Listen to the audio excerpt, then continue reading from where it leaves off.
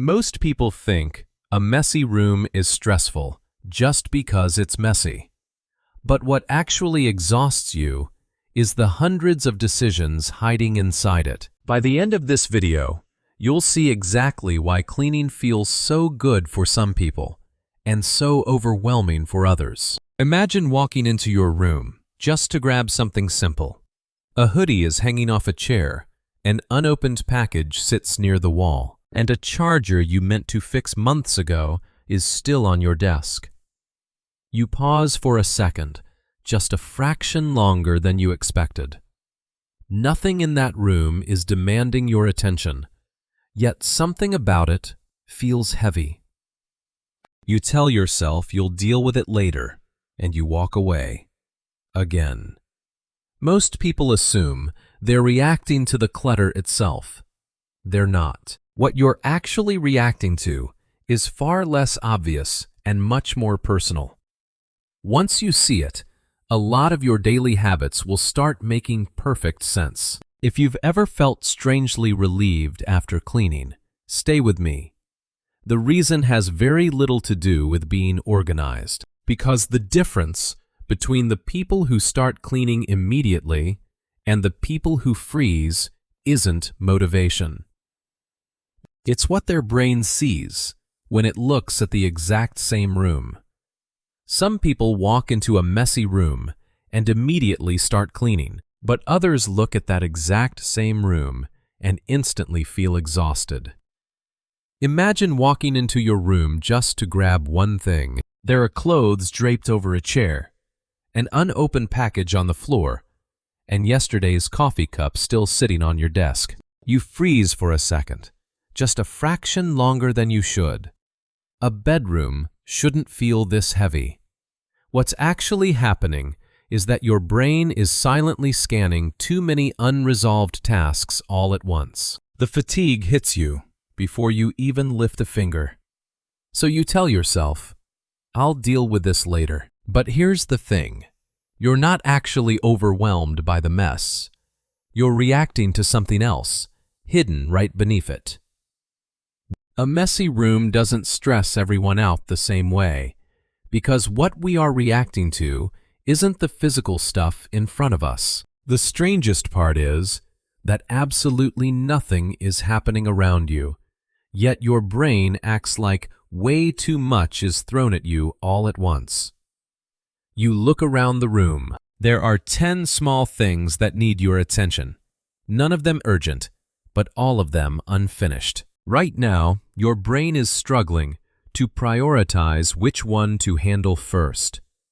When it can't make that choice, it goes for the safest option, doing nothing at all. Because to your brain, taking no action feels much safer than making the wrong choice. So you're left with just one thought. Where do I even start? Nothing in that room actually moved, but you did. You just took a step back. What feels like laziness is actually just decision overload. And that is exactly where the difference begins. On the flip side, some people don't just stand there thinking.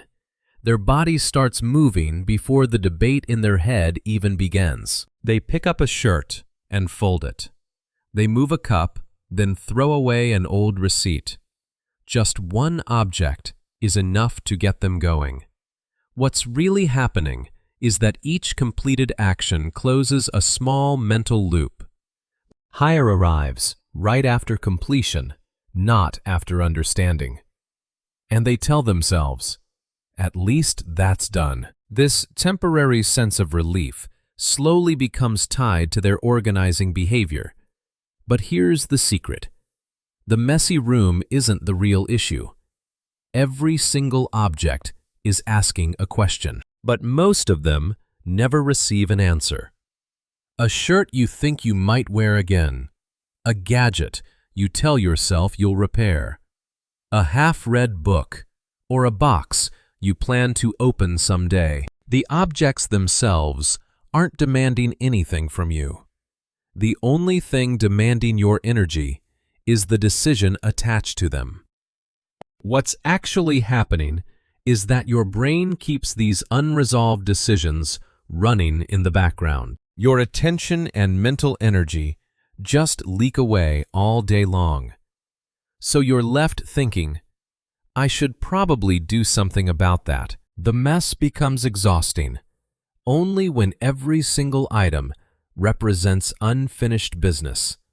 And this is exactly where most people misread the problem. As it turns out, the stress you've been carrying this whole time doesn't come from the physical clutter in front of you. It comes from hundreds of postponed decisions silently running in the background of your mind every single day. Your brain can choose to ignore something, but it can never fully forget it. You walk past the exact same pile of clutter every single day. After a while, you stop noticing it. But the truth is, your mind never actually stops registering it. What's happening is that your brain filters out familiar stimuli on a conscious level, while your subconscious is still actively processing it. So you tell yourself, I barely even notice it anymore. But just because it's invisible doesn't mean it's inactive. You end up feeling mentally crowded without ever knowing why. The very things you stop noticing might be the exact things that are silently draining your energy every single day. And then something strange happens when you finally start clearing them away. People think they're sorting through objects, but most of the time, they're actually sorting through memories, old clothes, unused hobby equipment, a gift you never liked, or notes from a plan that never happened. The truth is, objects store our identity, our expectations, and our unfinished narratives. That is exactly why some boxes stay sealed for years. Throwing things away often feels much heavier than logic suggests. You find yourself wondering, what if I need this version of me again? Letting go of an object usually means confronting an abandoned version of yourself. The hardest thing to discard is rarely the object itself, because every decision you make is quietly becoming a statement about who you are. Every single choice creates a smaller, clearer world. One item stays, another leaves. A shelf starts looking completely different, and you feel a change within yourself too. The truth is, not everything deserves a square inch of your space.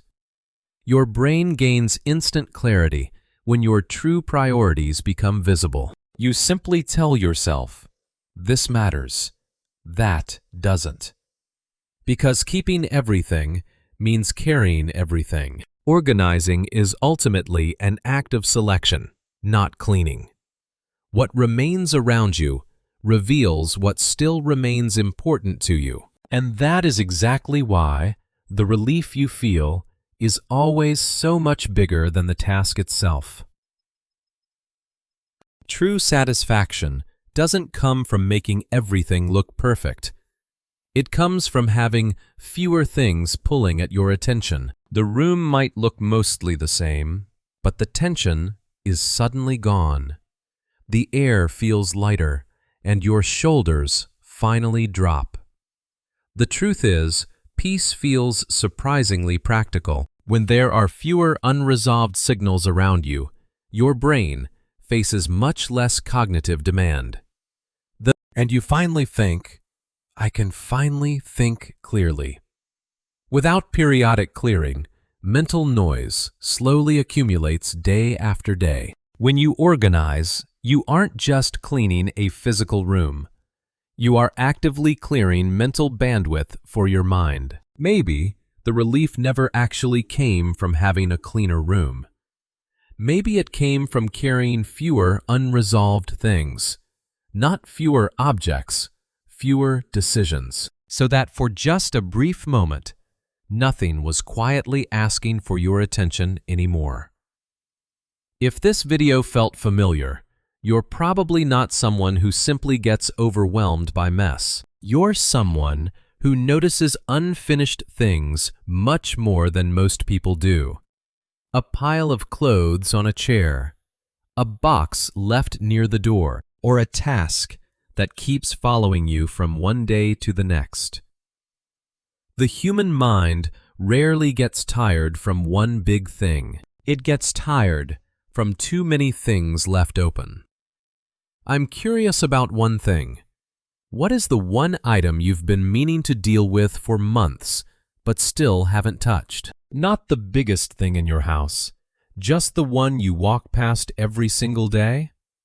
Let me know in the comments. If you enjoy exploring ordinary habits through the lens of psychology, subscribe to the channel. There's usually much more happening beneath the surface than it first appears. And maybe tonight, when you look around your room, you won't just see physical objects anymore. You'll see the decisions that have been waiting so quietly in the background.